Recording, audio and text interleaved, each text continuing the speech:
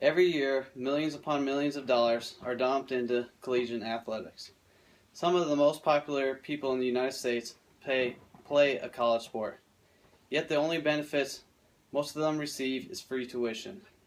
According to Time magazine, Texas A&M made $72 million off of their merchandise the year that Johnny Manziel won the Heisman.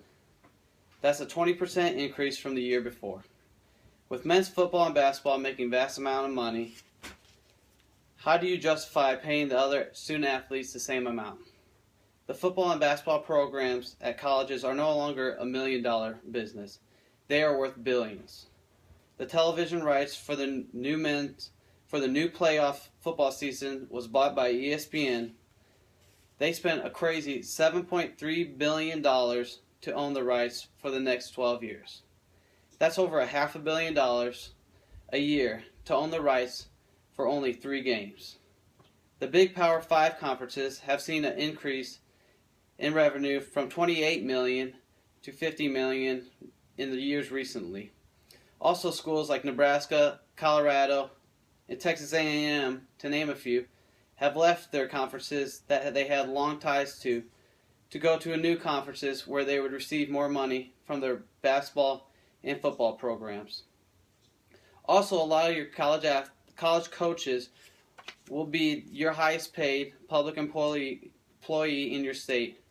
Some universities care about their athletics so much that they made fake classes for their football and basketball students. North Carolina got caught last year giving these paper classes to help the athletes raise their grades and help them less worry about school and more about their sport. A lot of your elite basketball players know that they will be going to school for only 1 year. They are known as one and dones and have no reason to go to school besides playing college basketball. They risk injury without being paid that could jeopardize millions of dollars for them in the near future. Even though football and basketball brings in huge crowds and millions of dollars, not all sports have the same effect. Spending a lot of money to pay your basketball and football players could mean cuts in other sports, such as the Olympic sports and women's. Every year, women's sports not only do not make money, they cost universities millions every year to run. The big question for paying college athletes is, how much should they make?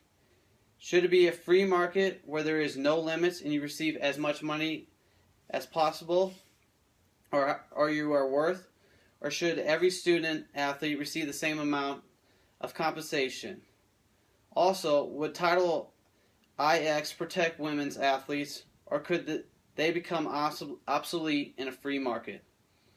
One problem with paying players is, what do you cut to free up the money? There has been controversial times where people wondered if the NCAA has gone too far. Johnny Manziel got caught 3 years ago signing autographs and taking money for it. Johnny Football, as he is known, reportedly accepted over $10,000 for signing over 1,000 different objects. He was suspended for the first half of the season opener against Rice as his only penalty. The NCAA bylaw states that a student athlete cannot allow products with their name or likeness to be sold even if they do not profit from it. Manziel came from a rich family and was very arrogant on the field, so he did not receive a lot of support. But if this was a student athlete who came from a poor family and used this money to support his family and kids, a much bigger controversy would come about.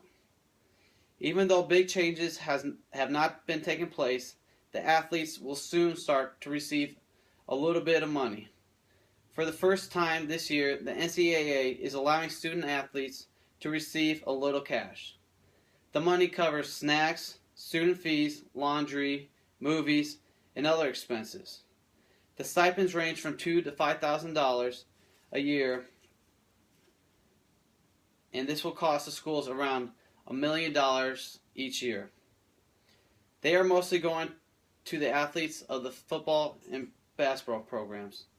The most notable athlete to complain was Shabazz Napier. He was a very prominent athlete who won a national championship at Connecticut in basketball, but afterwards complained about all the times he was hungry and not having enough money to spend for food. This started to give the athletes a little more momentum for them to get paid. Even though it may seem athletes deserve more benefits, a lot of problems can arise from paying athletes. Also, when you accept a scholarship to play a sport, you knew that the school's job is to make as much money as possible from your efforts. And again, no one is forcing these student athletes to go to a school and let them make as much money as possible from them. A lot of these athletic departments don't even make money. In fact, only 20 out of the 350 Division I universities do. How do you decide the fairest way to pay everyone? Is it a fixed rate? Is it performance-based? Or is it by who brings in the most money to the universities? Some believe it could be very disruptive to the academic culture, since a lot of the revenue generated by sports is used to improve the campus. The answer to the problem is not easy, as many may think, and it may never be solved in the correct manner. As time goes on, I believe it is inevitable that student athletes will be paid. The only way to do this, without a chaos of a free market, is to put a fixed salary for all the athletes. This will protect the Olympic and women's programs from being cut, because the universities will have enough money still to fund these programs. As you learn about how big the business of college football and basketball is, you realize that someone is benefiting greatly from all these student athletes. Thank you.